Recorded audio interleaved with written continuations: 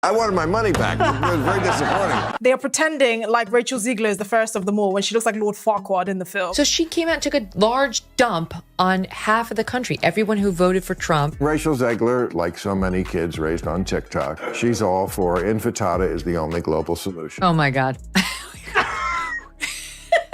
The new Disney boss babe, who is Rachel Zegler, the inverse of happy. Nobody Who wants wants that. a movie about true love? What kind of woman do we want out there seeking true love, Eliana? It's the outrage. If you've ever trusted a first reaction by anybody in the media, please go look at the list of names of people who hyped this up as a good movie and make sure you never take their opinions seriously ever again. Every way that Disney changed the story, it changed it for the worse. It's not every day that a Disney remake becomes headline news for all the wrong reasons. Yet here we are. Snow White, the once untouchable fairy tale legend, is at the center of a firestorm. The moment Bill Maher threw down the gauntlet with his trademark comedic snark, fans and critics alike realized there was more brewing here than just another reimagined cartoon. Maher has always reveled in poking holes in popular culture, but even seasoned viewers of his show were surprised by just how merciless he could be toward Rachel Zgler and Disney's approach to reviving a beloved story. Why did Maher's commentary resonate so strongly? Part of it lies in the sheer universality of Snow White. Mention the name to practically anyone, and images of the iconic 1937 film spring to mind. Over the decades, Snow White and the Seven Dwarfs became a shining jewel in Disney's crown, a testament to the studio's power to captivate global audiences with simple tales of love, bravery, and friendship. So, when a fresh version landed with a thud, amid controversies about heavy-handed updates, a star who openly scorns the original, and dwarfs who have essentially vanished, Maher's roasting session transformed from mere late-night sarcasm into a rallying cry for viewers fed up with how far the pendulum of modernization had swung. We'll unravel each piece of this puzzle, from the original film's storied legacy to the broad cultural fallout of this latest flop. By the end, you may see Snow White in an entirely new light.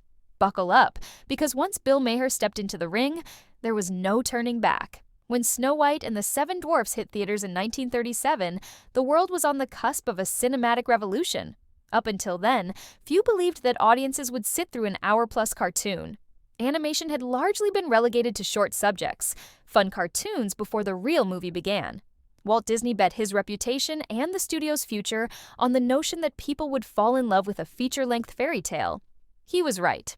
In an era overshadowed by economic depression, Snow White arrived like a colorful beacon of hope.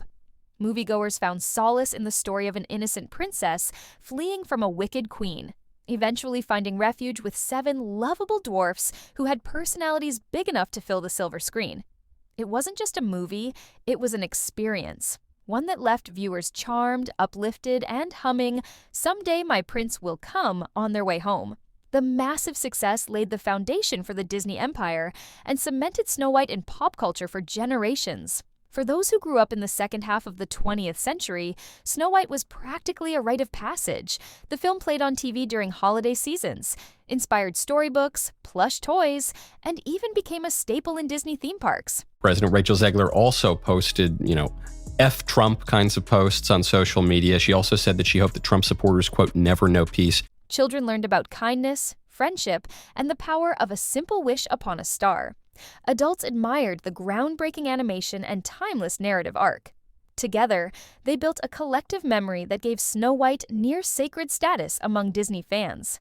Any attempt to adapt it would have to walk a tightrope, respect tradition, keep the magic intact, and maybe add a tiny sprinkle of modern insight. Yet, the new live-action remake set out to be more than just a respectful homage. Early whispers of woke updates circulated, stirring curiosity and a bit of apprehension. People braced themselves for some changes. But how drastic could they be? After all, the essence of Snow White is simplicity. An earnest princess, a band of endearing dwarfs, a cunning villain, and a straightforward moral about good triumphing over evil. The moment fans realized the film they'd adored for decades was being reinvented at its very core, the seeds of controversy were planted. And controversy it was indeed, because as soon as the script took shape, so did Disney's new agenda. Next, we look at how that agenda materialized, and why it divided viewers so sharply. If you flip through the original Snow White, you'll see a gentle, almost quaint tale. It's light on politics or in-your-face social commentary, focusing instead on universal themes: innocence, love, sacrifice, and the triumph of kindness over cruelty. But today, major studios often feel compelled to reinterpret these old stories to align with current social norms and conversations. Sometimes, this leads to deeper character development or fresh angles on timeless conflicts. Other times, it can veer into territory that feels more like a checklist of modern talking points than a coherent update. In the new Snow White, the biggest shift was the eradication of the traditional love story. Once upon a time, Snow White dreamed of true love and found it in a prince. Harmless, if a bit old-fashioned. In the 2000s and 20s, apparently, a princess hoping for a prince was considered too outdated, so the filmmakers slashed that romantic arc, opting instead for a hyper-focus on self-discovery and empowerment. Now, no one's against empowerment in principle, but fans felt it was shoehorned in with all the subtlety of a sledgehammer. Long, preachy speeches replaced whimsical moments. Heartfelt romance gave way to moralizing. Suddenly, the sweet, dreamy aura that defined Snow White vanished, replaced by something altogether different. Critics who usually champion more nuanced storytelling found themselves at a loss. They wanted an empowered heroine, yes, but they also wanted the essence of the fairy tale to remain. The clash was stark. Should Snow White, a character beloved for her gentle spirit and kindness, be recast into a quasi-revolutionary figure, lecturing everyone around her on the ills of old-fashioned tradition? Or was there a balanced path, an organic way to show growth without discarding everything that made the original so charming? Online, these debates raged. Some viewers defended the changes, insisting it was high time a princess rescues herself. Others argued that Disney tossed the baby out with the bathwater, effectively rewriting Snow White's identity in a way that felt disingenuous. Even more disconcerting was how these updates impacted other beloved story elements, such as the dwarfs and the iconic love story with Prince Charming. The studio tried to juggle progressive messaging, comedic side characters, and a sense of wonder, but the result, critics said, was an identity crisis. Speaking of identity crises, it's time to introduce the actress at the heart of it all, Rachel Zegler. Her take on the role and her public statements ignited an even bigger blaze than the script itself. Before she was Snow White, Rachel Zegler was best known for her standout vocals in musicals, an impressive talent that led many Disney fans to imagine she could bring new life to the princess's classic ballads. When her casting was announced, plenty of folks were optimistic. Here was a young, multi-talented actress who seemed poised to honor the character's musical heritage while modernizing some of its dated elements. But optimism soon turned to astonishment when, in interviews, Zegler made it very clear she had little affection for the original tale. Calling the 1937 film weird was one thing. Labeling Prince Charming as a creep sent fans reeling. Some chalked it up to youthful candor. Maybe she was just being blunt about archaic storytelling tropes. But as the interviews piled up, a more concerning narrative emerged. Snow White gets her name not from the fairness of her skin, as we obviously know. She gets her name from surviving a snowstorm. Now, I'm guessing that she's not married. I'm guessing that she doesn't have kids. The movie is a complete disaster, by the way. Zegler didn't just criticize aspects of the story. She often spoke with an air of dismissal, as though the original film was beneath serious consideration. For a project so intertwined with nostalgia, that attitude didn't sit well with devotees who adored every frame of the classic. Then came the social media controversies. Zegler's personal opinions, often political in nature, were forcefully delivered, taking aim at entire swaths of the U.S. electorate. Suddenly, people who had been intrigued by her talent now found themselves alienated. Disney, a brand renowned for its broad family-friendly appeal, faced a PR headache. How do you market a film centered on a star who seems to scorn half the country, and, by extension, a large share of potential ticket buyers? Fans began questioning Disney's choice. Did no one vet her commentary before handing her the keys to one of the most cherished roles in animation history? Some supporters rallied, claiming Zegler's willingness to speak her mind was refreshing. Others felt that when you take on an iconic part with a pre-existing fanbase, you owe it a certain level of respect. The dividing lines were drawn. Enter Bill Maher. With a brand of humor built on highlighting contradictions and hypocrisy, he had plenty of material to work with once Rachel Zegler's public statements and the film's woke overhaul merged into one mega controversy. Bill Maher thrives on cultural tension. For years, he's carved out a niche as the blunt observer who spares no one, left, right, or center. From political debates to celebrity scandals, Maher's show has become a late-night staple for audiences who want comedy laced with biting commentary. So, when the Snow White situation reached a boiling point, it was only a matter of time before Maher chimed in. And chime in he did. He picked apart every aspect of the controversy, from Zegler's take on Prince Charming to Disney's overarching attempts at rewriting a timeless story. One of his sharpest barbs involved the notion that a performer who openly dislikes the source material is about as counterintuitive as it gets. Hiring a vegan to run your steakhouse. Maher joked, "Why do it if you know they'll never embrace the main dish?" His broader commentary stretched to Disney itself. Maher ridiculed what he called a corporate virtue signal, the studio's desperate attempt to rebrand the story for the 21st century by removing any whiff of the primitive romance or simple storyline. In typical Maher fashion, he didn't mince words. If the story was so problematic, why remake it at all? Wouldn't Disney's money and creative talents be better spent developing an original narrative that wouldn't have to be twisted into ideological pretzels? Reactions to his roast varied. His critics insisted he was over-dramatizing the situation for the sake of mockery, while his fans applauded him for shining a light on what they saw as Disney's misguided approach. Either way, Maher's monologue had a massive reach, bringing the Snow White controversy from niche fan circles into mainstream pop culture debates. By publicly lampooning both Zegler and Disney, Maher became a key catalyst, giving a comedic voice to the discontent simmering among fans who felt the film had betrayed a cherished childhood memory. However, Bill Maher wasn't done yet. His critiques extended beyond the actress and the woke ideology. Next up, the dwarfs, those timeless, indispensable characters who, in the new adaptation, found themselves drastically changed or outright erased.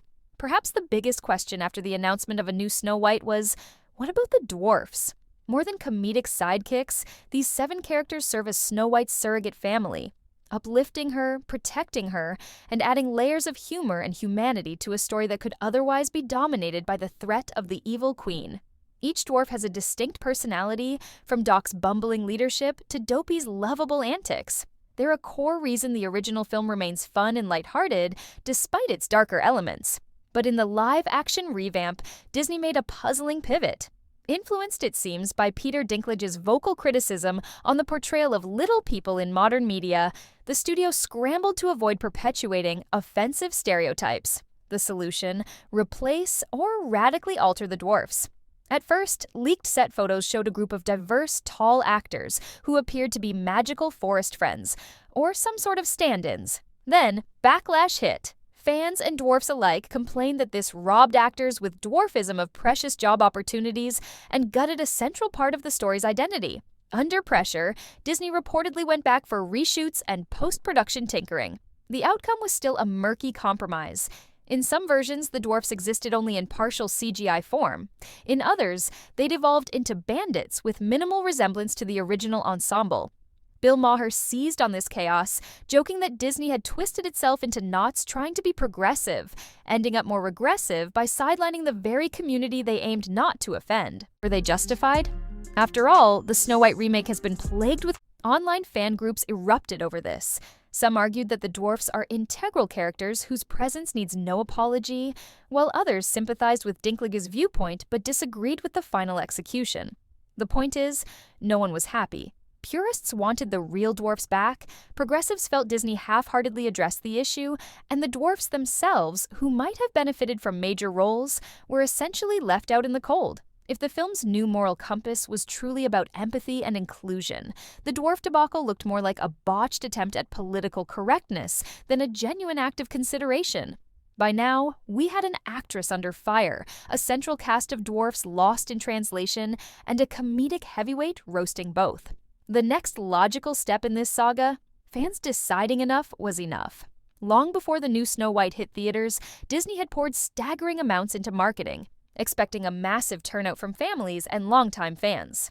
After all, when you mention Snow White, images of innocence and childhood nostalgia dance in people's minds. This was supposed to be a safe bet for the studio, a surefire success. Instead, the lead-up to release felt more like a slow-motion train wreck as controversies piled up in the public eye. Social media became the battleground. Hashtags like #NotMySnowWhite or #WokeWhite started trending. Forums dedicated to Disney enthusiasts erupted with debates. What are they doing to my childhood? Disney's gone too far. This is more political manifesto than fairy tale now. Critics posted scathing early reviews, lambasting everything from the overwritten script to Rachel Zegler's perceived smugness in interviews. Meanwhile, those who supported the changes found themselves outnumbered and drowned out by a tidal wave of disapproval. Boycott calls intensified, especially from those offended by Zegler's overt political takes. Parents, who represent a significant share of Disney's core audience, felt uneasy. They asked themselves, do I really want to spend money on a film that seems to disrespect the original story and might even alienate me or my beliefs? In the background, Bill Maher's segments circulated widely. People who normally wouldn't pay attention to Disney remakes tuned in to watch Maher tear into the project, intrigued or entertained by his bold commentary. Entertainment analysts began to forecast a worrying scenario for Disney, the possibility that the film's marketing wouldn't be enough to overcome the toxic word-of-mouth festering online. You can't sell nostalgia if the fans believe you've demolished the very nostalgia they hold dear. With each passing week, the negativity crescendoed, setting the stage for a financial flop that would rock the industry. And flop it did. Next, we break down the numbers, the internal fallout, and what industry insiders had to say about one of Disney's most surprising failures in recent years. By the time Snow White finally opened, many observers were braced for disappointing results, but few predicted the scale of the bomb that ensued.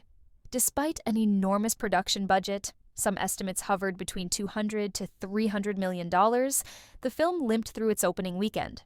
Domestic box office returns were a fraction of what Disney projected, and international markets, while sometimes kinder to such remakes, offered little salvation. In simpler terms, it was a disaster.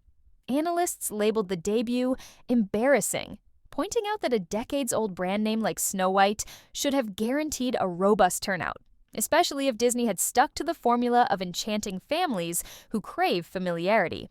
Instead, the seats were empty, theater owners reported minimal attendance, and social media lit up with photos of half-vacant showtimes. Any hopes of a strong second-week bounce evaporated once negative reviews circulated, sealing the film's fate as one of Disney's biggest modern flops. With that kind of stumble, the studio faced serious repercussions. Stocks took a noticeable dip, fueling rumors of boardroom panic. Whispers emerged about layoffs or shakeups in the executive ranks. After all, how do you justify pouring hundreds of millions into reimagining a beloved classic only to watch it crash and burn? Business reporters speculated about a broader trend. Are audiences growing tired of Disney's penchant for rehashing animated hits into live-action spectacles? Could the company's reputation for delivering wholesome, timeless entertainment be tarnished beyond repair? Bill Maher once again pounced on the results, joking that Disney had spent a fortune on removing the fun from a fun story, and was rewarded by losing a fortune at the box office. He called it a cautionary tale for any studio that tries to rewrite the laws of fairy tales, generating yet another wave of memes and sound bites. The fiasco sent a clear signal. Sometimes pushing a well-known property too hard into modern territory creates a backlash that no marketing budget can fix. While the immediate losses were staggering, the question that loomed even larger was how this flop would reshape Disney's future. Would the studio double down on modern remakes, or finally learn a lesson about balancing tradition with innovation? Disney isn't just a film studio, it's a global entertainment juggernaut. A large-scale failure can ripple through everything from theme park attractions to merchandise tie-ins. When a movie bombs this hard, it's not just about lost ticket sales. It can also impact toy lines, home video revenues, streaming subscriber boosts, and cross-promotional campaigns in the parks. The potential damage is enormous. Internally, you can imagine the frantic meetings in executive suites. How did this happen? And what does it mean for the next slate of remakes? I sat through the whole thing. This was really bad. It was extremely leftist on every political dimension: racial politics, sexual politics, class politics, regime politics. Its narrative was cowardly. It was just awful. Already, rumors circulated that certain upcoming live-action reimaginings, possibly everything from Bambi to Robin Hood, might face abrupt creative overhauls or even indefinite delays.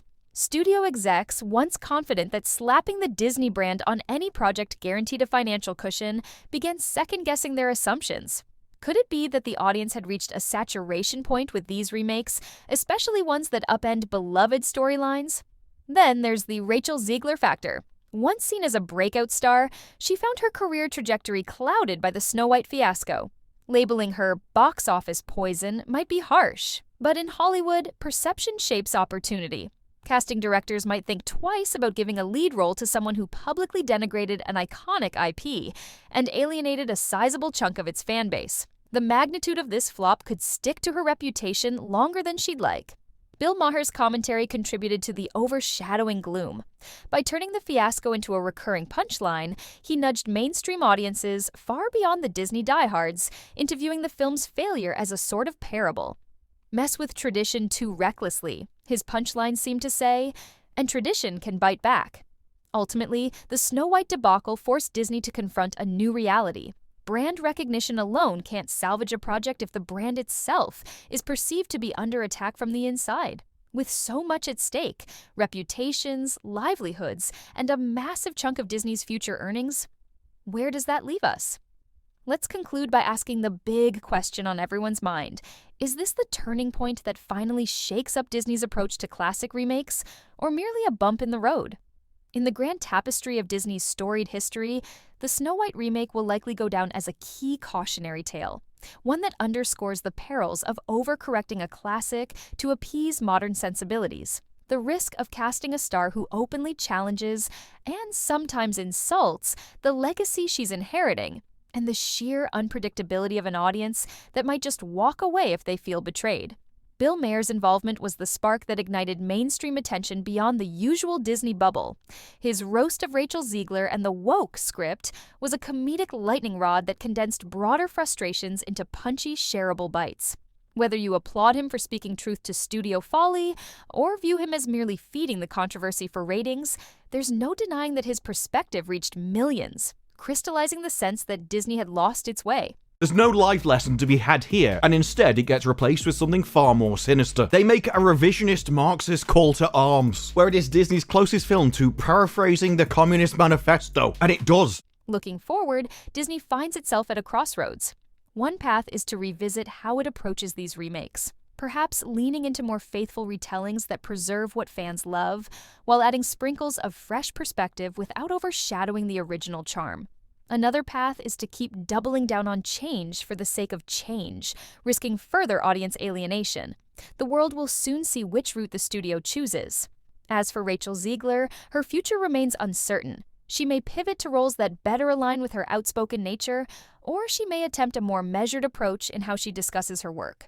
Snow White might serve as a humbling detour, a reminder that fans hold a significant amount of power in deciding whether an actor's interpretation stands or falls. So, was this entire ordeal avoidable? Quite possibly. If Disney had balanced the original story's heart with a more nuanced contemporary angle, if Rachel Zegler had praised rather than derided the 1937 film, if the dwarf's portrayal had been handled with more care and consistency. Hindsight is 20/20, and in the realm of big-budget cinema, stumbles are expensive. Only time will tell if the lessons gleaned from Snow White will shape a renaissance of respectful yet fresh storytelling, or if we'll see more cautionary tales just like it. Either way, the moral of this modern fairy tale is clear. No matter how much money or prestige a studio has, it can all unravel if the magic formula of nostalgia, respect, and timely updates goes missing. The debate rages on, the dust has yet to fully settle, and fans remain watchful. Will Disney revert to form or push the envelope even further? You tell us, because in this tale, the real power might lie with the audience, whose final verdict can be as decisive as any Magic Mirror's pronouncement.